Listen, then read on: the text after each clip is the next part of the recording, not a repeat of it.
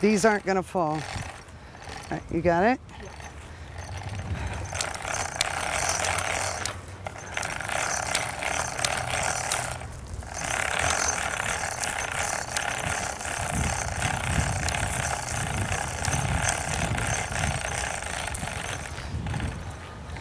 I guess, Tony, the first question is, what is the Quincy Historical Commission? Quincy Historical Commission is an arm of the city government. It's put together by state enabling legislation, and we basically are the review board for projects in the downtown district, and there's also a district around the birthplaces that were established in the 1990s. There was a survey done of the entire city around 1986 that sort of is the city's benchmark for historic properties. How many of you are there? There are 8 and 2 alternates. We meet monthly, and projects which are going on in the district are entered through the building department and are put on our agenda by the planning department. We work out of the planning department's administrative facilities. Nick Varenis is our administrative person. Okay. So when this project first came across your table, what was the process? It didn't come across our table. We had a meeting probably back in 2007 when things were starting to happen in the downtown area of the city, and Dennis came to us and said that we'd have to be a little more proactive. So at his urging, we put together a grant application for the Community Preservation Committee and for Mass Historic to do a master plan.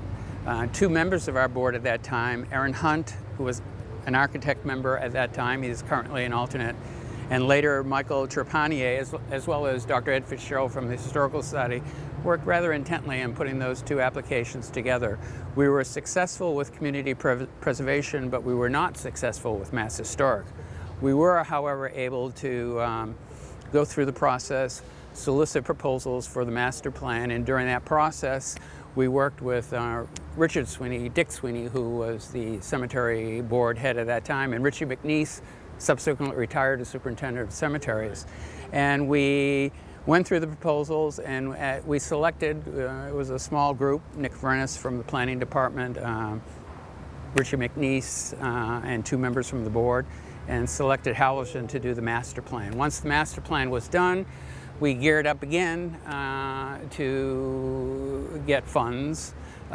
We did the commission members, volunteers, put together the application for community preservation, which was again successful, and with the assistance of the planning department, that's the time that Christina and Kara came on board, and were successful in obtaining the grant monies that we have for the actual work for Mass Historic.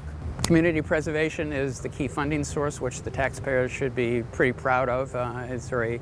It comes from the city surcharge on taxes, but also matched from real estate transactions through the Registry of Deeds. So that's money that if the city wasn't taking, we would be losing. So we've been able to do a lot with that program.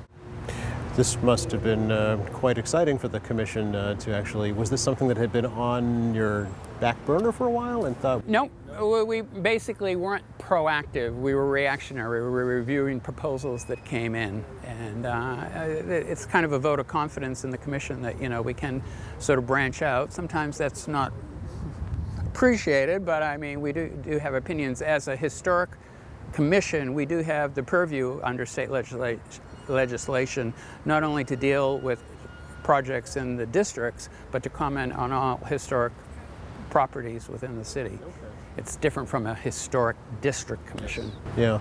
So from a personal standpoint, then, what does this project mean to you to see this? Architect born and bred in Quincy, worked all over the U.S. and abroad, to come home, to retire, to have projects going on in your hometown. It's pretty exciting to see Quincy's past being rejuvenated for Quincy's future. So talk to us a little bit about why the Cemetery Board supports this particular restoration project, why this is important for the city. Well, as you know, we have 6 cemeteries in Quincy, come under the City of Quincy Cemetery Department and the Cemetery Board of Managers. 3 of them are historic. This one is, of course, the most historic and arguably has a more important role in the history of Quincy than the other 2 historic cemeteries, which are Snug Harbor and Sailor's Home. But we have 3 other cemeteries that are active. and they too need work, as this cemetery does. Unfortunately, the monies aren't there available there, but thanks to the Historic Commission, their initiative to get some CPA money for this project and Mass Historic money, we're able to get it going.